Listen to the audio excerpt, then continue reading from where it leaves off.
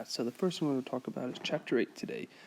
And Chapter 8 is a 6-column worksheet. It's our next unit or the next chapter in the accounting program. And so your test over Chapter 5, 6, and 7 that you took last class on Connect, those scores are in Skyward, and overall the scores are pretty good.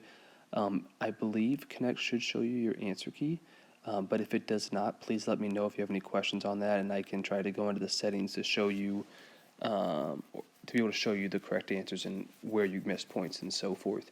The scores are about an average of a 94, so that's pretty good. I'm pretty happy with that overall for our first test, A on Connect and B during this e-learning process. And so, moving on to Chapter 8, we're dealing with a 6-column worksheet, and it's going to be a tool that is going to organize general ledger account information for the financial statements. After completing the worksheet, you will know the net income or net loss for the accounting period. And as a reminder, that accounting period could be a month, could be 3 months, could be 6 months, could be a full year. That kind of depends on the business. You will have a quiz next class over all the vocab terms, even though I will not get through all of the notes. I will get through all of the key terms in here, so hopefully that will help us out with that. So, chapter objectives: explain the purpose of the 6-column worksheet, describe the parts of the 6-column worksheet, and so forth.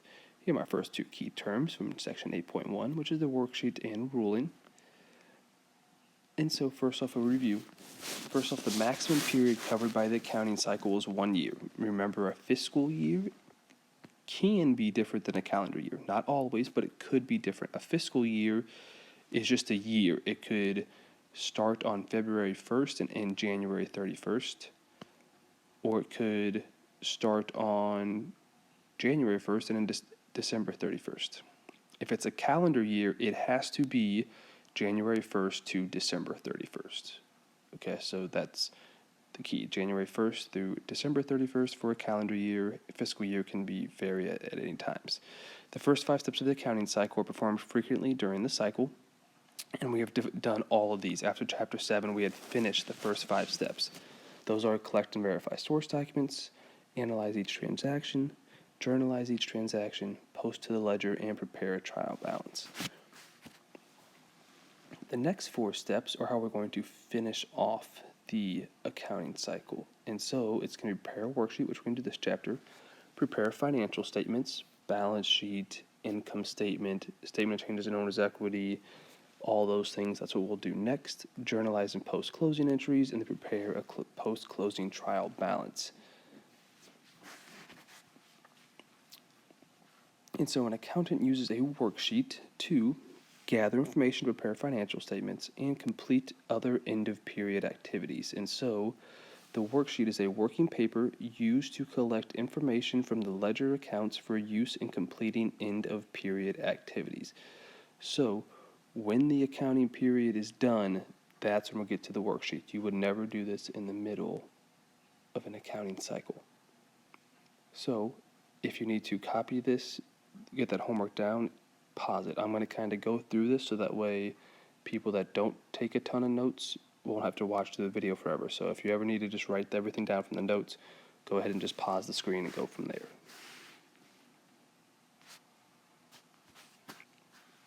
Like T accounts, the worksheet is a tool that the accountants use. Since it is a worksheet, is only a tool and not a permanent document. Erasing an error is permitted, which means it is okay. Just make sure everybody's good with that. However, you should find all errors in the journalizing and posting process before starting on the worksheet. As we talked about last time with correcting entries and so forth, if you have any errors, that should all be balanced out before you get to the worksheet. Your trial balance should already be equal, or debits equal credits. Alright, so the header for the worksheet is important because we're going to be using it for our financial statements also. And so the header is going to be the name of the company up top, the who. Below that, it's going to be what is it? Well, it's a worksheet. And then on the date, it's going to say for the month or for the period, depending on what it is, for the year ended and what year it ended. So the who, the what, and the when. Looking to the left, we're going to list all of our account names. even those with a zero balance. But so when we did the trial balance, we said that if there was a zero balance, we don't write zero, we just put a line through the balance account, and we'll kind of see that here in a second. Then the first two columns of my 6-column worksheet is the trial balance. The next two is my income statement, and then the last two is my balance sheet, and that's going to be kind of how it's broken up. Again, if you need to write anything down, please pause it as we go through this. So the heading. Again, like I said, this is going to be important because you're going to use this for the rest of the financial statements. The first line is going to be the who, the name of the business. Okay, so we've been dealing with Zip Delivery Service. We'll continue to deal with that. Next up is the what, my second line, and this is the worksheet. And then the when, the period covered by the worksheet. All right. So again, if it's just a month, it's be for the month ended. If it's for the year, it'd be for the year ended, and so forth. After that, we have the account names. This section contains a listing of all accounts from the general ledger. Includes accounts with zero balance to avoid accidentally omitting an account. Like I talked about, if it's a zero balance, it's still included. You just put a dash to the normal balance side. And we're going to list the accounts in the same order as the chart of accounts. All right, so assets will go first, liabilities next, owner's equity, revenues, and expenses. Information for the account name and trial balance sections come from the general ledger. When a trial balance is prepared at the end of an accounting period, though it is prepared as part of the worksheet. So we do trial balances throughout the accounting period, whether that be halfway through, at the end of each week, at the end of each month. That's all possible to be doing trial balances. But whenever we do one at the end of the accounting cycle, so we're done with all of our transactions for the period, we've posted them all to the general ledger, our trial balance will be done on the worksheet at the end of the accounting period. And then all accounts are listed on a worksheet, even those with a zero balance. So here's kind of an example, and I'm going to zoom in to hopefully help everybody out. And so all of my accounts listed over there. Got my account numbers to the left, account names afterwards, and then they're all posted in my trial balance. If you look there, accounts receivable green company and income summary both have zero balances. Remember, accounts receivable has a normal balance on the debit side, so that's why my line is only on the debit side. Income summary does not have a normal balance. If it's depending on if it's net income or net loss, you'll have a debit or credit balance. So that's why you have a line through both.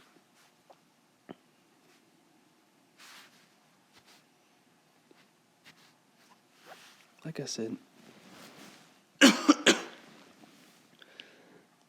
the first two columns of my 6-column worksheet are the trial balance.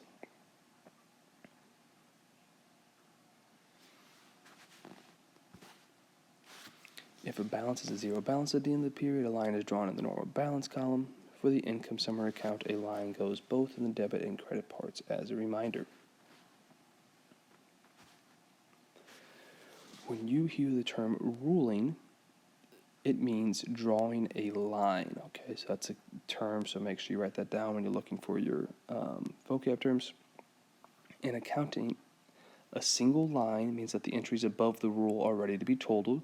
So either we're going to be adding them up or subtracting when you have a single line. After all accounts have been entered on the worksheet, a single line is drawn under the last entry and across both amount columns in the trial balance section. And showing you that on this page right here. You can see where that arrow is pointed. I have a single line, meaning I need to add up all of those numbers above in those columns. If the ledger balance total debits will equal total credits, when total debits equal total credits, a double line is drawn across both account columns just beneath the totals. The double rule means that the amounts above it are totals and no other entries should be made. And that example is shown down here. When we look at the bottom of those columns, my debits equal 39,775, and my credits equal 39,775. I put my two lines underneath there showing that the debits equal credits. No other information should be done in these columns. I can move on to my next part. And so that was section 8.1, and that's what your main assignment, the chapter 8 part 1 assignment is going to be over. but I have 3 key terms that are going to be needed for my quiz. So let's kind of talk through those here real quick.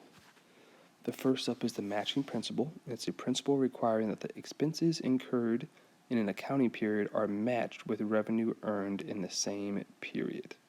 So again, one more time. Principle requiring that the expenses incurred in an accounting period are matched with revenue earned in the same period.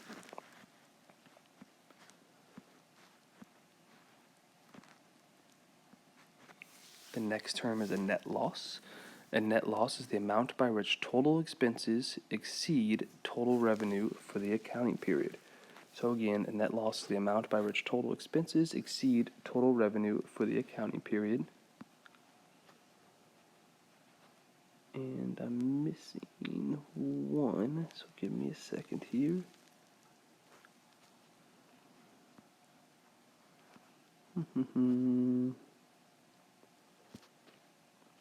There it is. Net income is the amount of revenue that remains after expenses for the period have been subtracted. So again, net income is the amount of revenue that remains after expenses for the period have been subtracted. So I'm going to stop right there. All right. Hopefully you took some notes over it. It's going to help you on the assignment 8 part 1 and the quiz over the vocab terms. So the rest of class, you need to complete the assignment 8 part 1. It should only be 7 questions, 5 true and false, and then 1 filling out a trial balance, and 1 answering some questions about a source document. Then next class we're going to have a quiz over the vocab terms from chapter 8. So make sure you have those written down. Obviously, to be a timed, be pretty quick because it shouldn't take you too long to do so. I hope everything's going well for you guys. Please let me know if I can help with anything. If you're struggling with any of my notes, if you're struggling with the assignments on Connect, I'd be happy to help you out. Have a great day.